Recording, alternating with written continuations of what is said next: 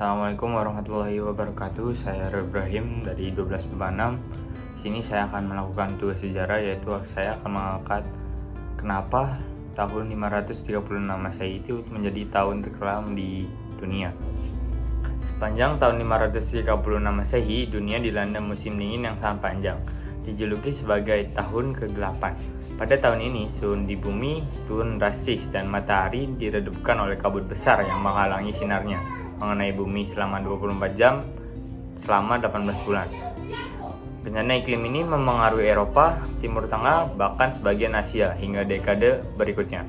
Faktanya, penurunan iklim ini mungkin telah sangat mengubah jalannya sejarah. Tapi apa yang menyebabkan bencana iklim global ini? Pada tahun 2018, sains melaporkan bahwa sejarawan abad pertengahan Michael McCormick telah menyatakan bahwa 536 adalah awal dari salah satu periode terburuk untuk hidup jika bukan tahun terburuk. Dalam karya sejarahnya, Historia Ecclesiasticae yang diterjemahkan sebagai Church Histories, John dari Ephesus, sejarawan sekaligus pemimpin gereja abad ke-6, menuliskan bahwa matahari menjadi gelap dan kegelapannya berlangsung selama 18 bulan. Antara tahun 535 dan 536 Masehi, serangkaian peristiwa iklim besar terjadi dan dapat dengan mudah digambarkan sebagai bencana global. Setiap hari, matahari bersinar selama sekitar 4 jam, dan tetap saja cahaya ini hanya bayangan yang lemah. Semua orang mengatakan bahwa matahari tidak akan pernah mendapatkan cahaya penuhnya lagi, tulis John. Faktanya, menurut Brendan Spector di Life Science, jatuhnya kekaisaran Romawi mungkin merupakan sebagian akibat dari dekade kelaparan dan wabah yang dimulai pada tahun 536 Masehi.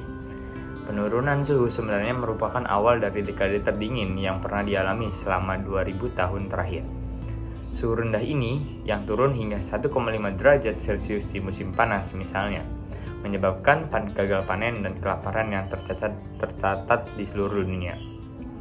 Hanya beberapa tahun kemudian, pada 541 Masehi, wabah Justinian membunuh sebanyak 100 juta orang di seluruh Mediterania.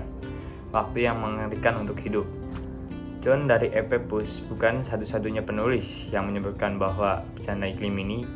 Proposius yang hidup antara 500 dan 565 Masehi dan merupakan sarjana dari sejarawan Bizantium kuno juga mencatat perilaku aneh matahari selama tahun 536 Masehi.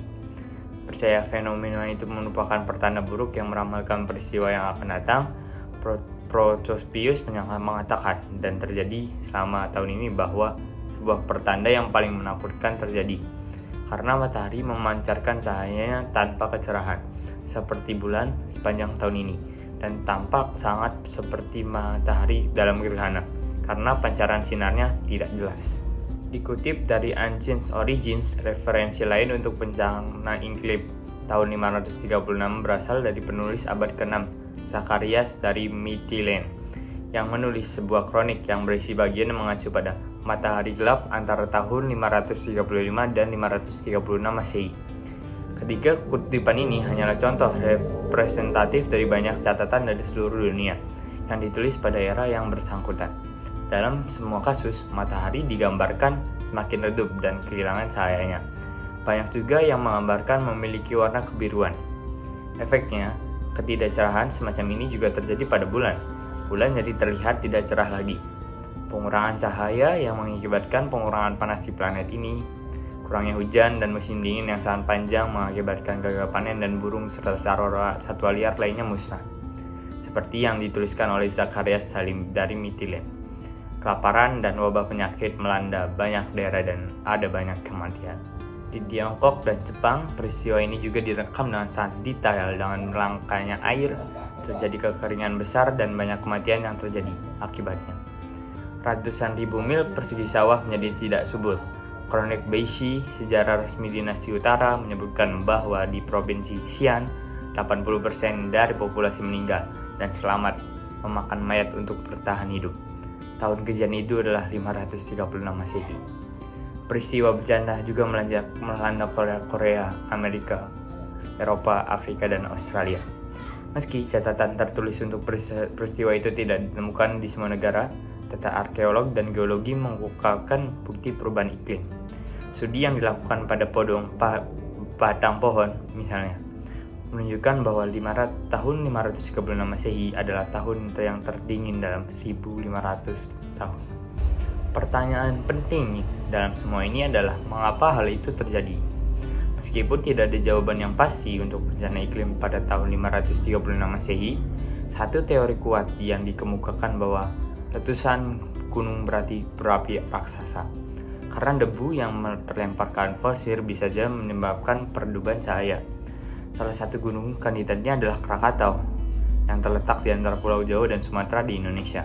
Memang, Pusaka Raja Purwa, artinya kitab-kitab Raja Purba yang ditulis pada 1869 menggambarkan adanya letusan gunung berapi purba. Meskipun manuskrip ini mengacu pada tahun 416 Masehi dan bukan 536 Masehi, fakta bahwa manuskrip ini ditulis pada abad 19 dapat menjelaskan ketidakakuratan referensi waktu. Tapi, mengapa letusan gunung berapi mempengaruhi suhu global? Ketika gunung api meletus, ia memuntahkan belerang, bismut, dan zat lain tinggi ke atmosfer. Di sana hal-hal tersebut membentuk serubung aerosol yang memantulkan cahaya matahari ke luar angkasa sehingga meninggikan planet tersebut. Sekian saja penjelasan dari saya, kurang lebihnya mohon maaf. Wassalamualaikum warahmatullahi wabarakatuh.